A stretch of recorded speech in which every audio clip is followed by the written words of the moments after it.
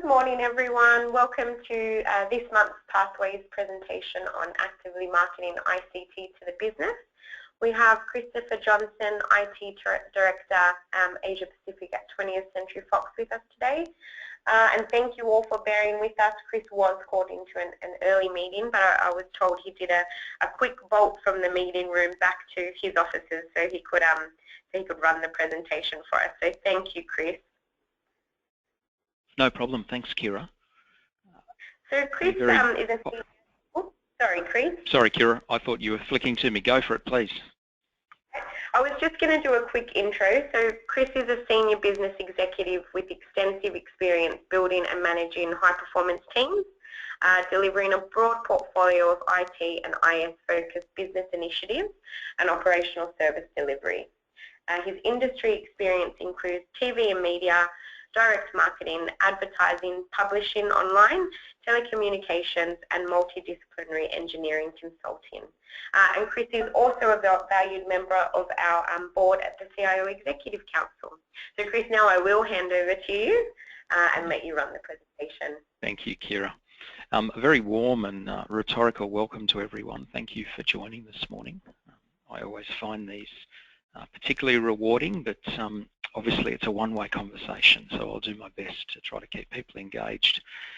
I quite enjoy delivering this particular topic because I think whilst it may seem fairly common sense that one should market their ICT services offering and what have you to the business, I think sometimes as heads of IT or leaders in IT, be it managerial level or director or whatever your position might be, that we often forget about some of these basics. So go with me on this one. I'm hoping that you see some value in some of these thoughts. Now, these have been compiled not only by myself. I do have some reference in here to industry experience I've had in different organisations.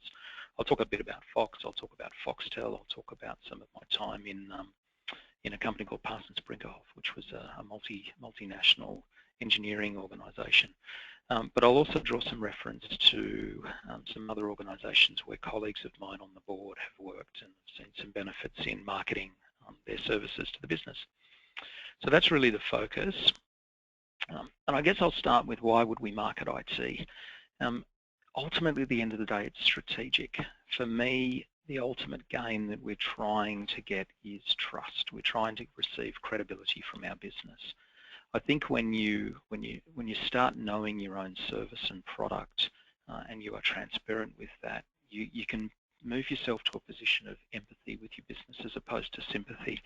We had a scenario in the last 12 months at Fox, which I'm happy enough to talk about, where we had somewhat of a security breach that I had to manage very quickly, and we did.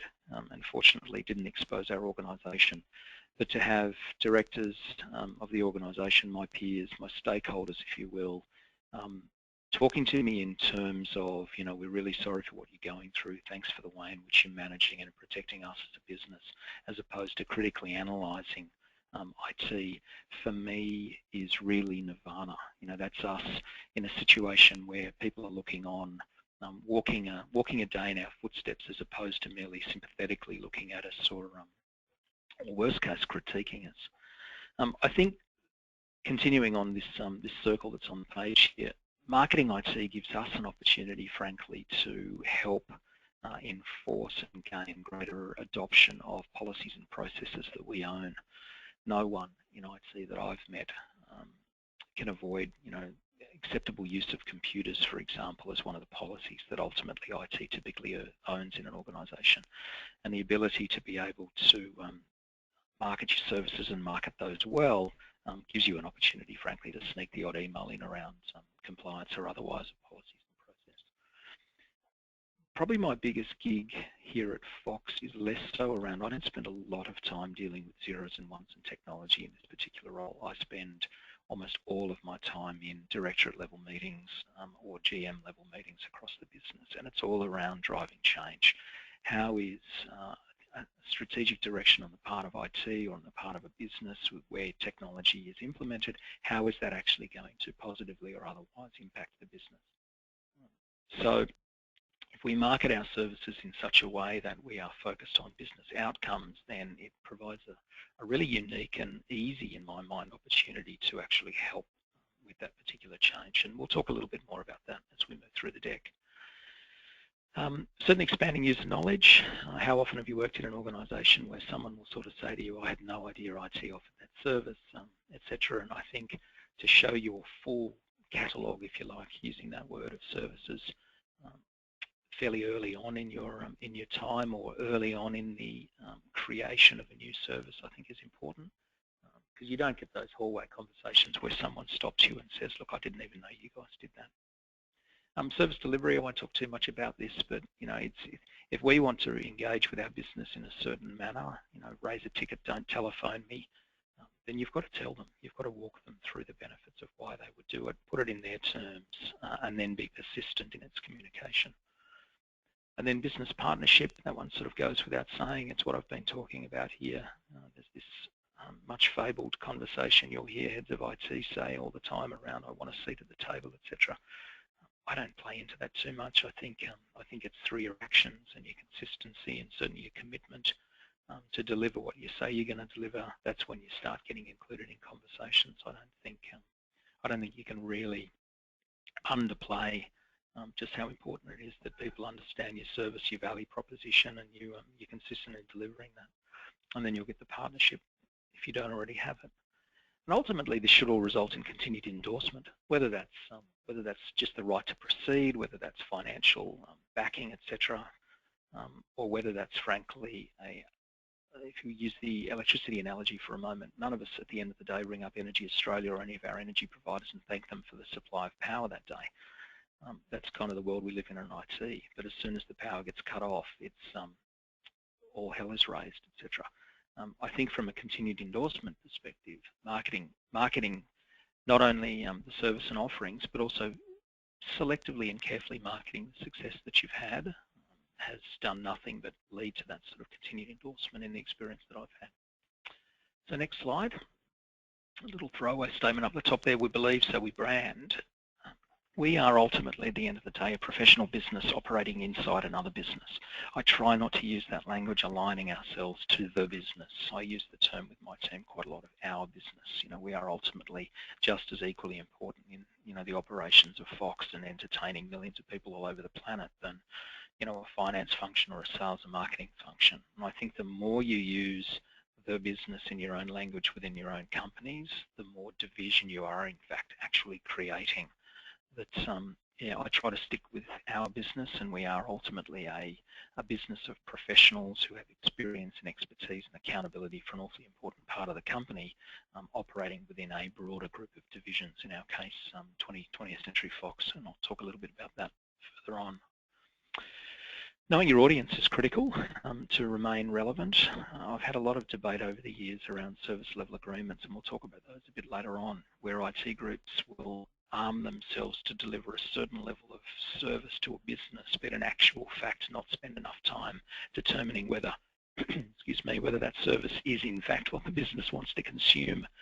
So staying relevant is awfully important. Might be a sec. I probably haven't spoken this long in a straight line for a while, so sorry, just clearing my throat. Strong versus weak, you've got to know your capabilities. I've seen a lot of deluded individuals. I think I may have gone through a phase of this in my own career, where you actually believe you're better than you are. And of course, the easiest way to determine just how valuable your services are and where your strengths and weaknesses lie, so simply is just to ask. And that can be formal questionnaires, surveys, or that can be impromptu, elevated type conversations, etc. But awfully important that not only you as leader, but also your people understand where there are areas for opportunity, and that's better language than weaknesses, obviously. And if you do call them out, and often it happens in end-of-year performance reviews, etc., that collectively your individuals may be weak, and consequently that is leading to an overall weakness within your organisation. Find ways in which you can address it, or simply acknowledge the fact that you are never going to be, experts in strategic innovation initiatives. That's not our niche. It's better to be able to define what you don't necessarily do well and get agreement from your management that you shouldn't change that position, than to constantly have them guessing as to why it is that you haven't necessarily improved in a certain area.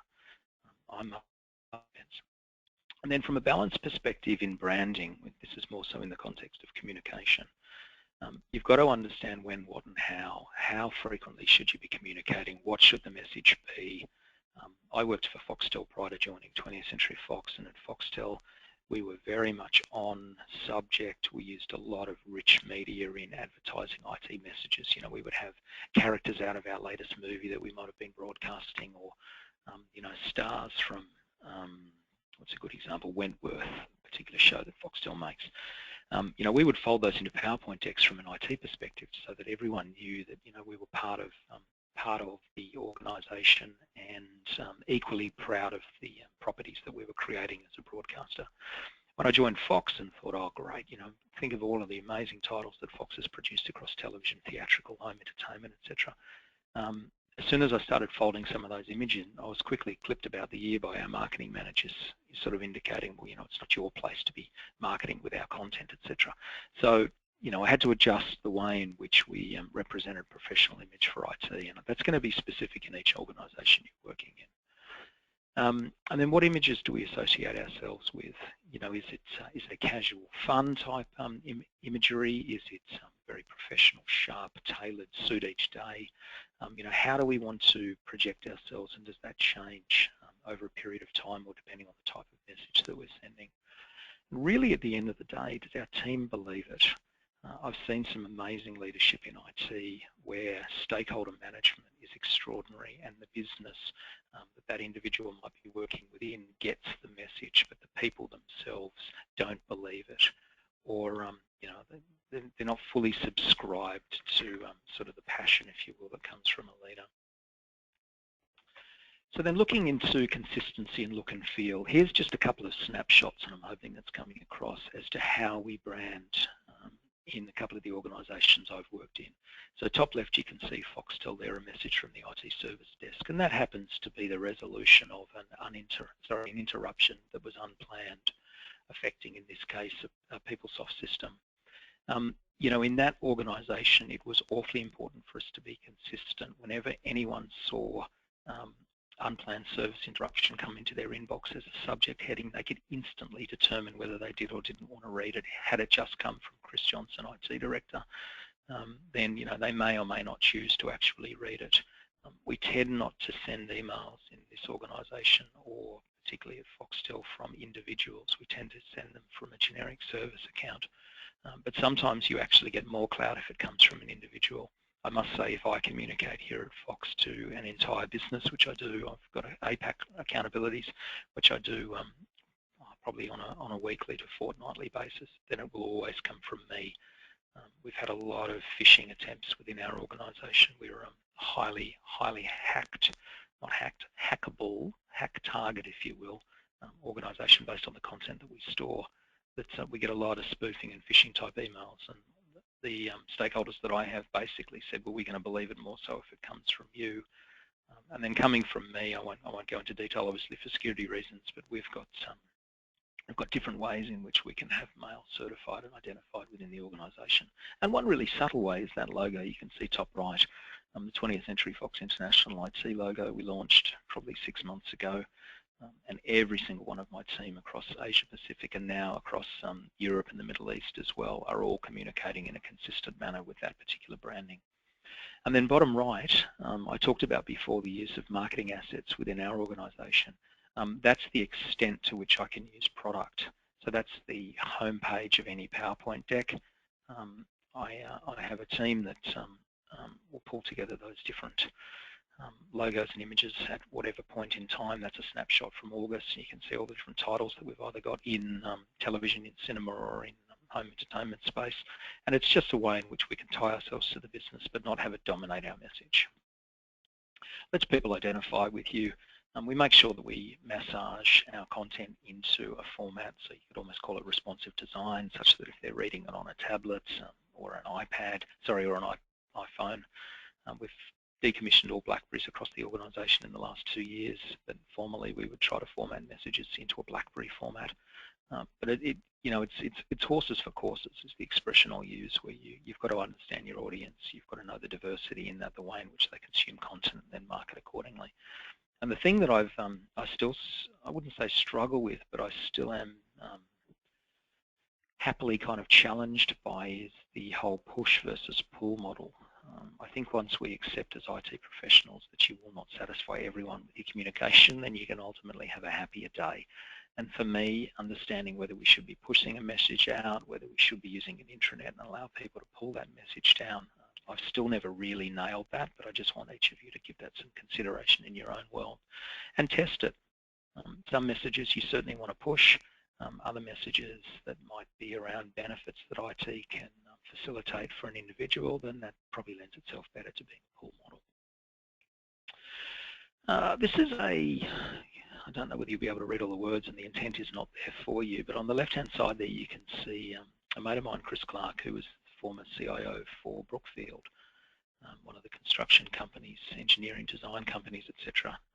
Chris pulled together a templated approach for all communication within his IT team, and there would be templates for scheduled upgrade notifications in the instance of this one. There'd be predetermined text fields, there'd be the specific notice to the customer. In other words, it was really a guide around how one in the IT group should consistently communicate, and coupled with the templates themselves, it was very difficult to go off-piste with that. Everything was stored in one location, all templates were included, there were guides and tips for the person doing the communication, and he had a IT to customer there that I've referred to as a language thesaurus, which basically allows you to translate technical terms into common sense terms that a business person might understand. I see this as a real rookie trap for so many folk in IT, particularly in their younger years, if you will, of experience, where gaining credibility is seen to be more easily achieved if one speaks in technobabble, because people will be in awe of this amazing IT person. And I think the sooner that you can show your expertise and experience by communicating in business speak, if you will, that's not dumbing it down. Our business people aren't silly. They just don't necessarily have technical and engineering level degrees and what have you that IT people may have. It's just really putting it in the context. A good example might be, we might have a file print server here in Sydney, SID FPS 01, whatever it might be called.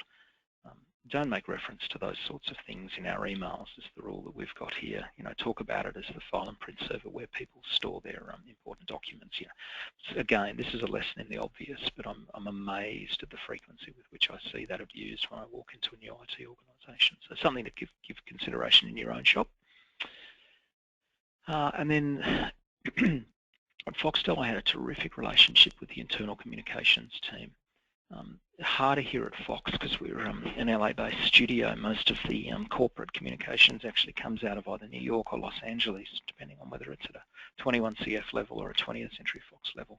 So I don't have resources that I can call in Asia Pac, but Foxtel I did. And if you happen to have these magical internal comms type people in your organisations, buddy up to them. At the risk of paying, sickeningly pleasant compliments to them and what have you, they generally speaking are better trained than any of us in the communication, the right dissemination of message, the language that should be used, etc. At the very least, having one of the individuals actually proofread what you're sending or help you with validating the right audience and what have you can actually go a long way. And if you get their level of buy-in without necessarily the red tape that can often be associated with comms, then it can be a strength for you, something worth considering. And if you do take this templating approach as Chris did, then ultimately everyone's enabled to communicate effectively within your team. And then communication ought to come professionally when, as I've talked about, you're using IT business language. If you mix up the mediums in which you communicate, it may be town hall forums, it could be teleconferencing, it could be lunchtime sessions. We've done some brown bags in different organisations. We do that quite effectively here at Fox when we want to introduce new functionality in a boardroom, for example, get people into the room and get a bit tactile and actually start playing with it, as opposed to sending an email out every single time something changes. And we've also had Meet an Expert, where there might be something particularly topical. People might be interested, for example, in how do they back up their photos and files at home. So bring in an expert from Dropbox or Box or whatever your corporate standard might be, or frankly, sometimes it's not related to corporate at all, and it's just IT adding some value to the organisation because they've brought in an expert. Hugely successful in my past doing that sort of thing. And many of your vendors will be interested in that opportunity because if it isn't a direct sale for them, it's certainly closer proximity to you as an influential individual that may help them with future opportunities. Interdepartmental breakfasts is another way of doing it. If IT's got something to launch and you've got the budget to afford it, you know, quick trip to the local food supplier, bring in a catered breakfast and get people into the office a bit earlier. If you don't report into the board or into managing directors or whatever your situation might be, then try to get yourself quarterly exec updates. Be coached ahead of those sessions is my experience in understanding what message is topical for those guys in the context of the particular strategic approach of that quarter, and then give an on-message presentation. And even if it's only 10 or 15 minutes, it's an opportunity for you to get some brand and some credibility for your group. But it has to be talked about in terms of the business strategy. And you can see on the bottom left there again, I'm not expecting you to see the words, but the important thing there was that was the overall strategic plan for Parsons Brinkhoff, this multinational engineering company I worked for. And that was in my sort of leather compendium everywhere I went. And everything I talked about in the context of IT with that particular business leadership group was in the context again of that particular strategic approach. And I didn't draw a really long bow.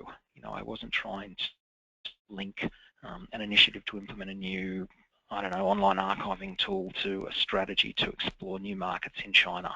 You know, you've got to make sure that there's some sort of logical connection and acknowledge that, you know, through certain business strategic cycles within your organisation, you may be doing nothing more than the important role of just keeping the lights on. And in the case of PB, it was all around keeping our consultants. We're essentially an organisation of 15,000 consultants, and just keeping them billable, you know, keeping them operational with what our MD at the time called uptime. And uptime was not necessarily servers remaining up, it was humans remaining up. They had the software, they had access to information, they had their document stores, all the things that we did behind the scenes, and being able to articulate that. That's an important phase, and it was okay to say, hey, we're not doing anything other than keeping your guys operational for the next month. Proactive marketing of IT, this was a newsletter that one of my team pulled together for me when I was at PB, and again it was a communication that started off for IT. So it was IT to IT, and we had a roster, and one of the questions I've been asked in the past around this was, how did we manage to keep people honest? You know, there was a bit of enthusiasm and excitement about this, but 6 months into creating this on a monthly basis, how did we actually get people to do it? And there's no magic solution to that other than just endorsement from you as a leader and showing value back to them in their contribution. And not a bad way to pull the finger out, of course, is to fold it into annual performance management, your management by objectives, or whatever your approach might be in your organisation. But people generally, in my experience, are interested in other people. So it wasn't always necessarily tech talk, it was actually information around the fact that a certain individual was going on a holiday and they hoped to achieve this in the time that they were away. But the core focus, don't get me wrong, was around the value proposition that IT was offering to the business, as well as the way in which we as a group were actually growing in our own maturity. We had a session called From the Desk of the CIO, and it was an opportunity whilst I met with the team. I had staff in 11 capital cities around the country and smaller sort of major towns and what have you. And how do you find a way in which they can be fully across you know, the various meetings, and how I was best representing them as a group, and that was one way to do it. So I won't do this to death, but that was relatively easy. And if anyone's remotely interested in any of the templates and what have you, just have a chat with Kira. Happy to pass all of that stuff on.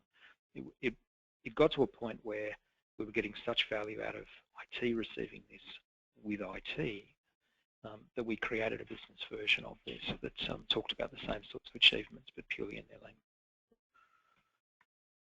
language. And then if you have the great fortune of actually achieving some cool stuff for your business, I cannot impress upon you more around the value in actually marketing it in a professional manner. So again, this was PB time. We would do work with our business leaders on, for example, the first one's Tasmanian greenhouse gas inventory. That's a brochure that I've got on the left there. And they called on us, the Tasmanian government actually called on PB, the company, to implement a kind of a register, if you will, for the good work that they were doing to positively impact climate change. So my clever bunch of solutions developers actually pulled together this really rich web interface and data capture system and what have you. And that could have just stayed there, you know, with one or two members of our business, ultimately thankful for the role that we had played, but we would have missed an opportunity to market that particular service. So each time we would create one of these, we actually worked with our publicity and marketing group within the organisation to pull together these one-page flyers, and then simply started distributing them in a physical form in lunchrooms around the country. We would actually put them up proactively in a pull-based model up on our intranet, etc., just so that people could realise, you know, isn't that interesting? The IT group here at PB created a visualisation tool, or they documented, they built a document repository for every single piece of documentation that was created for the creation of the M2 tunnel in Sydney, and then wrapped it up and sold it to the end customer. Whilst the work that you guys do, and certainly me now at Fox, isn't necessarily always impacting the end consumer of your services outside of your organisation, sometimes you can indirectly be supporting sales and marketing teams or project delivery in the case of PB, helping them with a solution that they're ultimately project managing and delivering. Please, it's what I keep reminding myself, don't miss the opportunity to be able to market that, because it just leads to more opportunities, frankly, and a greater value proposition. When the MD saw this stuff that we were doing as opposed to purely lights on, he started talking to us about us in a completely different kind of tone. Okay, and then don't miss an opportunity. So, you know, it all comes down to your organisation. It comes down to your level of distribution as a company. Are they purely an electronic-based reading, or do you have, like we did, do you have cork boards within meeting rooms or within lunch kitchens and what have you that you can jam some IT paraphernalia on? Here's a few different ideas that we've used in the past. Probably the most successful of all of those campaigns there is actually top right, which was all around an initiative that we led at PB in reducing our footprint. We were an organisation highly focused on corporate sustainability and implementing $250,000 worth of video conferencing equipment across the country, which was a fair amount of money, sort of 7 years ago, and then turning off, I think it was something like $1.8 million in air flights within the first 60 days. You know, amazing outcome. Wasn't rocket science. It really was just a focus on what's the problem we're trying to solve, and is there a clever way to do it, and then market the hell out of it, for lack of a better phrase. And you know, there was an element of, you know, smart travellers don't travel. You can see in the messaging there. There was an element of guilt being put back on the business, but at the end of the day, the MD didn't care. He was just interested in positively impacting our carbon footprint status as an organisation, and ultimately giving people time back as opposed to being on aeroplanes.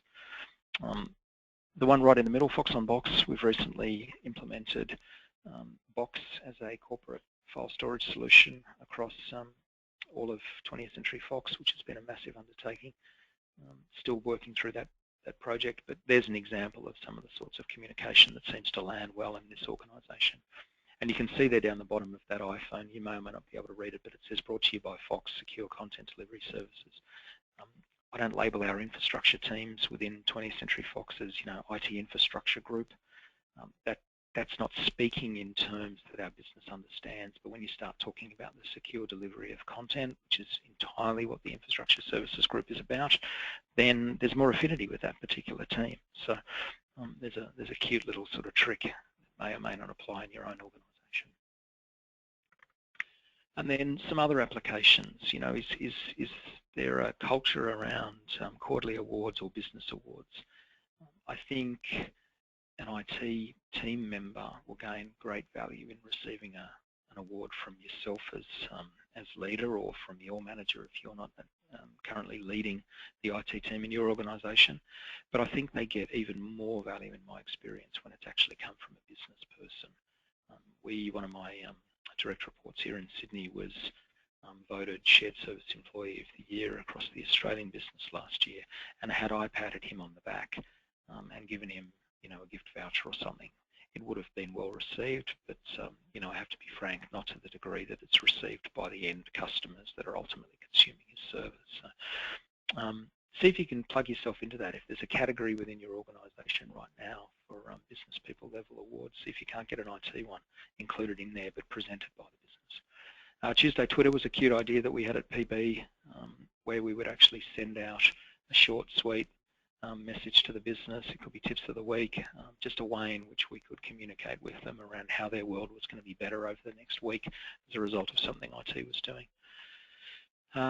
International Green IT is a bit of a freebie. I've done quite a lot of work with those guys. There's a Foundation for the Sustainability of IT in Australia that you might want to reach out to. FFIT is the name of the organisation, and they can pull together for you kind of campaigns and packs that you can use once a year on Green IT Awareness Week. And at Foxtel we did this particularly well, where we would set up an area in the common kitchen, lots of plants and greenery, and then start driving people towards recycling old mobile phones, or teaching them around the great things we've done with server virtualization and reducing our footprint within air conditioning plants in data centers, but again speaking in terms of positive impact to the planet as opposed to nerdy IT cool stuff. We would also take the opportunity to showcase some technology. If we were introducing a new range of executive notebooks and what have you, then you know, people love that stuff. I've been astounded by it. I had a board meeting go off the rails in an organisation I was in last time, to the point where the MD had to stop the whole thing because I brought in the latest fleet of mobile phones that were going to be implemented across the organisation. Everyone was playing with them, and we brought in tablets, and we brought in the new range of notebook computers and what have you, and people just love that hands-on opportunity and see the proactive value on the part of IT delivering it. Weekly achievements is good. When I worked at Foxtel, I was reporting to a senior leader there who had absolutely nailed, better than anyone I've ever worked for in my past, the ability to, in a non-pretentious, non-self-centered way, at any point in time articulate all of the achievements that their group had achieved in a certain period of time, and they were always aligned to strategic initiatives. It was the master of being able to command an audience, be it 20 seconds in an elevator. Hey Jim, just letting you know we've delivered that thing, and fortunately it was below budget, and it was within scope, and that was it. You just walk out of the elevator and it's like, wow, that person's now going to spend the rest of their day thinking nothing than short, sweet, sharp, factual commitment delivered. It's all around commitments in my mind. And then have some fun with your business. That could be logo wear, that could be, you can see a picture of a Wii there.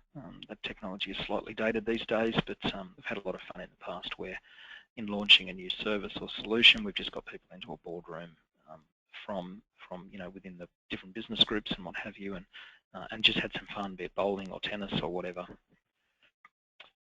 Okay, now this next section sort of starts moving into the space of service catalogues. I'm in two minds on service catalogues. Had a huge amount of value in delivering service catalogue type value proposition for the business in the past. Don't really know.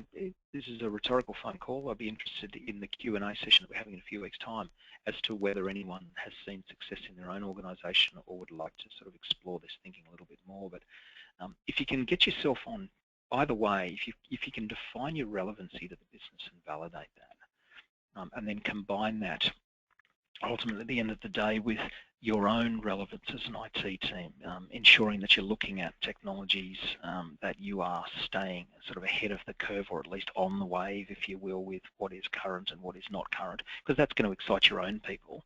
If you can combine those two, then ultimately you've got your value proposition, and there's different ways in which you can communicate that.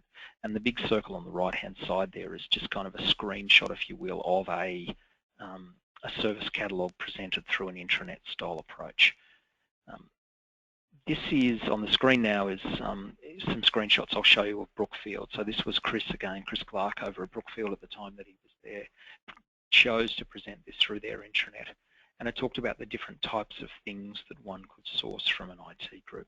So it not only served as an education around, as a new employee through induction, or even as a new service is turned on for an existing employee, it sort of talks you through the rules of engagement, but it also gave you a sense of, well, IT is responsible for procurement, or IT is responsible for the setting up of a new site, etc. And there's a little bit more detail there. The sorts of things that they would show you would be, how do I use the service? Who do I contact for support? Again, it's this concept of templated consistency. Very quick to scan through some of these. If you're eating your sandwich at your desk and you're a business person, you know, how long will it take to complete my service request? And it's really the foray, if you will, into service level agreements, which you're a brave individual if you sign up to an SLA. I think it's an important thing that we as IT professionals do. But yeah, it's a whole other conversation. You've just got to be careful, and I'd be more than happy to speak with some people offline about that one. I've got a crazy amount of experience in it, fortunately. The good, the bad, and the ugly, I should add. It hasn't always been perfect. But I think the other thing, one of the main core service catalogue items that I had when I was working at PB, where I had a service catalogue implemented very successfully, was actually on the training side. The reason I threw this slide in there is it can actually be a great opportunity for you to market your organisation, your IT organisation. You're going to have face-to-face contact as part of training. Now, you may not actually offer any training. I want to be cognizant of the fact that not every organisation is the same size. This may be outsourced, it may be purely instruction-led, but as we're deploying new services or solutions to our business, whether you get an external to deliver the training for that, or whether you do it yourself, don't miss the opportunity to be able to build rapport, sell your value, your broadest value proposition, if you like. And again, you can see I've highlighted in red there. Well, actually, no, that's a different point. I was going to say, put it in business terms, but no, the other one in red there that's important to mention is business to IT. Flip it on its head. We're about to launch a new theatrical planning system later in the year, and whilst we're experts in understanding what that new system, it's built on, it's built by Deloitte actually for us out of Los Angeles, and it's built on the Force.com cloud. And it's cool tech, and we understand it, we get it, we know how it's going to work. But flipping it on its head and actually having the business then train back to us after they've adopted that system, not feedback on the value of the system, but the ways in which that system is helping to streamline their processes, can be hugely valuable. Find ways in which you can get a business to teach IT about the processes that they use. Not only builds a sense that IT is hugely interested in understanding the particular business process, but it gives you an opportunity to create actionable deliverables that you can then commit to and consequently build rapport. I really am giving you a lesson in the obvious right now, and you'll know this, but find a way in which you can sensibly garner sort of education from your business without it looking like you don't have a clue what they do. Still perfecting that after 25 years myself, but that's the holy grail. Again, internet-based training, maybe your delivery. I use very effectively here at Fox Captivate and Camtasia style videos. In other words, showing someone how to follow the mouse around the screen, etc. You're marketing your ability as an organisation to impart knowledge when you start to pull those things together, because you're not wasting people's time in rooms if that's not the way they want to learn, or you're not spending a fortune sending them out of the building, etc. for external training sessions. And then the one that often a lot of people forget about is induction. It's an absolute freebie. You have a captivated, extremely often excited individual joining your organisation. Don't miss the opportunity to help educate that individual in how they should best engage IT, what the value that IT is offering. Even a snapshot of the major initiatives that IT is working on. They'll leave the conversation on day one thinking, gee, we've got a really quite a innovative, or we've got really quite a strategically focused IT group. It can be at any level. I tend to do the inductions for the senior appointments here, but my group will do an induction for every individual, and they don't miss that opportunity. Quick reference guides, self-help can be a great way to maintain that consistency, if you will, in message, and frankly help minimise the number of calls that may be generated. You know, every service ticket or every incident that's raised within your system is an opportunity where you're not necessarily adding business value, you're merely responding in a reactive manner to something that's not working as it should. So minimising those through education can free up your team for sort of higher up the value chain kind of deliverables.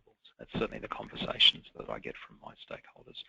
What are you doing to minimise the friction, if you will, in people using technology, and what are you doing with, if you understand IT service management well, you'd understand incident management, service management, you'd also understand problem management where recurring issues are actually removed. And often a quick reference guide is, in my experience, the response to recurring lack of knowledge or a recurring issue where people aren't necessarily using something in the way that they should be or the way that you would like them to be. So it can be very handy. And then at Foxtel, we created a project management office. Your organisation may or may not be of the size to warrant a PMO. We were managing 76 million a year in IT CapEx, delivering a vast array of product and technology for our business. So in creating a PMO, we added a whole heap of structure. The project management office was not only focused on reporting into head of IT, but we also had it reporting into head of strategy for the business. And this was really just a free opportunity to market professionalism, consistency in delivery, and help our business people comply with the way in which we wanted to deliver projects. And it gave us an opportunity to be able to report in a consistent manner in the way in which a project was or wasn't proceeding, but then was a pull model as much as it was a push model. So, don't know, size of your organisation may or may not warrant that, but again, happy to talk offline around how one could pull something like that together. Hugely successful for us. And then I think when I learnt this lesson in my career was when I turned a corner. When I sat down and really analysed what the cost drivers were within the IT group, I gained an amazing level of rapport, trust and credibility with senior leadership. PB is probably the best example for it for a moment. So this is an organisation I talked about. It's an engineering consulting organisation, and they're ultimately at the end of the day paid to design, project manage, implement massive infrastructure for large constructors. So a Brookfield or a Abbey Group or a TEAS might come to us and say, hey, help us design a freeway. When I was able to sit down and looking at my extremely variable budget at the time and realise that every time we signed a contract to build a new freeway or set up a design office, that turned on IT costs in the form of Cisco switches or MFD devices. It turned on resources to go out there and actually implement it. It might have turned on some mobile satellite technology if it was remote. Just understanding where the variability is in your budget in supporting your business and where the fixed costs are, and then framing it in a way in which you can actually say to the MD, hey, I heard in the board meeting, or whether it's first hand because you're included or it's 15th hand because there's that many levels of leadership above you, whatever it might be, but being able to articulate back and then give them almost not a price list, but almost a decision matrix whereby they know that if they do decide to shut down an office, then these are the costs associated with that. It can get as simple as every time a new employee starts at the organisation where one is not being turned off, then it's the cost of the computer, it's the cost of the Microsoft licensing, it's the cost in induction, it's the new handset, it's the just articulating back the impacts on your organisation, the variability in your workload and what that consequently costs in raw terms. Hugely valuable in my corporate experience, and the first thing I do when I walk into a new organisation is determine the cost drivers for IT in that particular company. If you haven't done it, really healthy exercise, and be more than happy to talk to anyone offline. You can reach out to me via Kira. I'll give you a few key insights as to how I've done it. And there's some technical solutions out there too, incidentally. Foxtel had one that I say respectfully was possibly a bit over-engineered actually. And it was harder to upkeep the thing than it was to necessarily use it, but a dumbed down version of that was very valuable.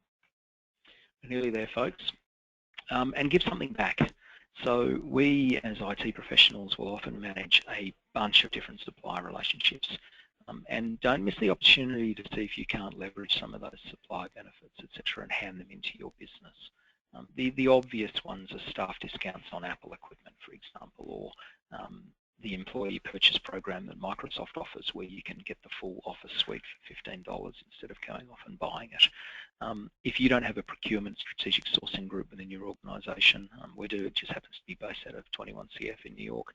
It's really easy to have local conversations, assuming you've got sort of global commitment. If you're a global company, if you're a smaller Aussie company, have a chat with your MD or finance director, etc., and start to form these relationships with third parties. They've got cool stuff and they want to give it away at next to nothing. So make sure you're leveraging that, and then market the hell out of the fact that IT's brought it to you as an employee. Yeah, probably enough on that one. And then really at the end of the day, it all comes down to the outcomes that you should be looking for. You know, we should be expending our energy in areas where we're going to get return for not only our own staff, but also for our business. And I think for me, if you can pull all of that together, and again, the landscape will change slightly based on the organisation in which you're working in. It ought to drive the top-down acceptance of your value proposition. You've got to know it before you can start to have it appreciated. It should lead to increased trust. Trust, of course, might mean more projects being endorsed or budgets being approved, etc. Greater acceptance of IT, being involved in more conversations around the business, and that may not be a problem you're struggling with. You may already be there, but you certainly want a strategy to continue with it. And greater involvement in strategic planning. I loved the first time I got the courage to actually walk into a lunchroom and start talking strategically with one of the directors quite early in my career. Now, I didn't understand everything that I was talking about, but, you know, to have read in the papers that there'd been a strategic acquisition of a business and, you know, we would be working through its implementation, etc. And to be able to say, hey, I'm starting to think about that and I'm working with my manager in the context of what that means for IT and how we can best service this was a bit of a turning point where I was being looked at as a business professional as opposed to that little kid that can fix my BlackBerry for me when it's not working. So, you know, that comes in different forms, and some of you guys may already be in board positions, and that's almost a moot point. Other people may be aspiring towards getting to that level, so something to think about. And really, at the end of the day, engaged employees who know their contribution, that's your IT teams, is ultimately a happy place to be in. And there's ebbs and flows with that, but really at the end of the day, any of my team here will understand in business terms how they contribute, and more importantly when they're not. And maybe one last little bit of anecdotal sort of feedback that I received some time ago. I sit in a lot of CIO roundtables and sort of CIO type strategy conferences and the like. I'm sure many of you do as well. And I learnt a very brave individual who was the CIO, I think he's still there, but the CIO for BMW in Germany. He actually framed up all of his performance metrics in terms of what impact IT had in the month in producing a new BMW to roll off the production line. So every single one of the things that he was measured on as a member of the directorate related to whether or not IT had prevented or had supported the production of a new car.